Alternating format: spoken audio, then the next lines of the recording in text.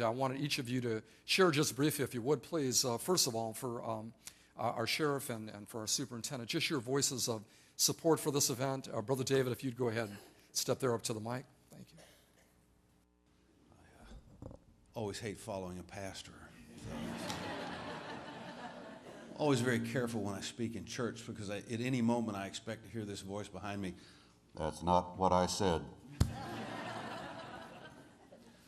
Honored to be here today. Always honored to be in God's house. I'll tell you, in my profession, and unfortunately the superintendent, I think, will kind of pass some of this on to you.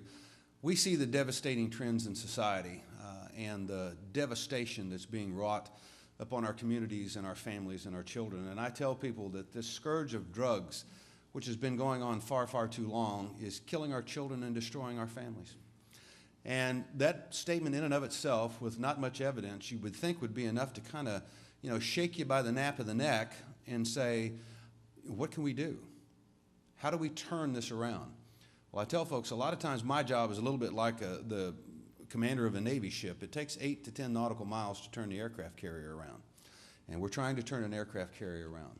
Back in the 60s, we took God out of our schools. And we started at that point to destroy the family foundation in this community.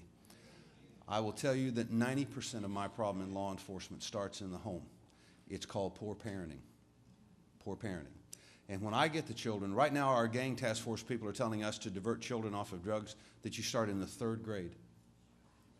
3, 5, and 7 are the targeted year groups now in schools for us to get the anti-gang, anti-drug, anti-alcohol activity teaching. Now, isn't that a sad commentary on our society that we have to start in the 3rd grade?